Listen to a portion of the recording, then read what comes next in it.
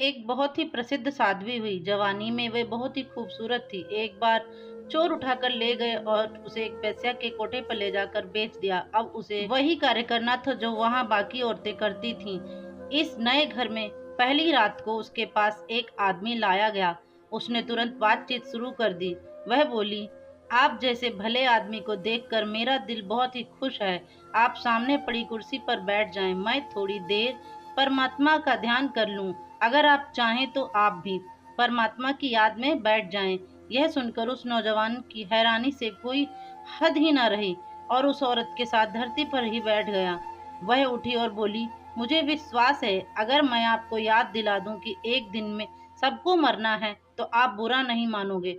आप यह भी भली भांति समझ लें कि जो पाप करने का मन चाह रहा है वह आपको नरक की आग में धकेल देगा। अब आप स्वयं ही फैसला कर लें कि आप यह पाप करके नरक की आग में कूदना चाहते हैं या इससे बचना चाहते हैं। यह सुनकर नौजवान हक्का बक्का रह गया। उसने संभल कर कहा कि हे पवित्र औरत, तुमने तो मेरी आंखें खोल दी, जो अभी तक पाप के भयंकर नतीजे की तरफ से बंद थीं। मैं वचन देता हूँ कि फिर कभी ऐसी जगह पर कदम नहीं रखूंगा।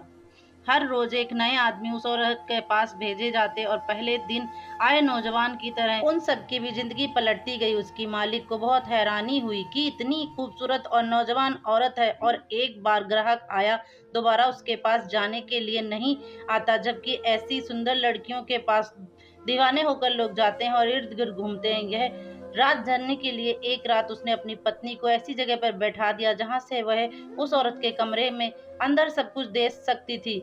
वह चाहता था कि जब कोई आदमी उस औरत के कमरे में भेजा जाता है तो उसके साथ वह क्या करती है और कैसे वह बाहर आता है। उस रात को जैसे ही एक ग्राहक ने अंदर कदम रखा, औरत उठकर खड़ी हो गई और बोली, आओ भले आदमी, आपका स्वागत है। पाप के इस घर में मुझे हमेशा याद रहता है कि परमात्मा हर जगह मौजूद है। वह सब कुछ देखता है और जो चाहे कर सकता है। आपका इस बारे में क्या ख्याल है? यह सुनकर वह आदमी हक्का-बक्का रह गया और उसे सब कुछ समझ में नहीं आया, क्या करे क्या ना करे। आखिर वह कुछ हिचकिचाते हुए बोला कि हाँ, पंडित और मौलवी भी ऐसा ही कुछ कहते हैं। वह कहती चली गई, यहाँ पाप से घिरे इस घर में मैं कभी नहीं भूलती हूँ कि परमात्मा सब पाप देखता है और पूरा न्याय भी करता है। वह हर इंसान को उसके पापों की सजा ज़रूर देता है। जो लोग यहाँ आकर पाप करते हैं, उन सब की सजा पाते हैं। उन्हें अनगिनत दुख और मुसीबतें झेलनी पड़ती हैं।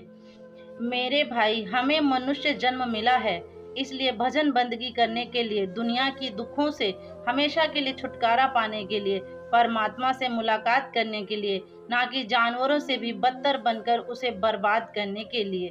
पहले आए लोगों की तरह इस आदमी को भी इस औरत की बातों में छुपी सच्चाई का एहसास हो गया और उसे जिंदगी में पहली बार महसूस हुआ कि वह कितने घोर पाप करता रहा है और आज फिर करने जा रहा था। वह फूट-फूट कर रोने लगा और औरत के पाँव पर गिरकर क्षमा मांगने लगा। औरत के शब्द इतने सहज और निष्कपट और दिल को छू लेने वाले थे कि वहाँ की मालिक की पत्नी भी बाहर आकर अपने पापों का पश्चाताप करने लगी।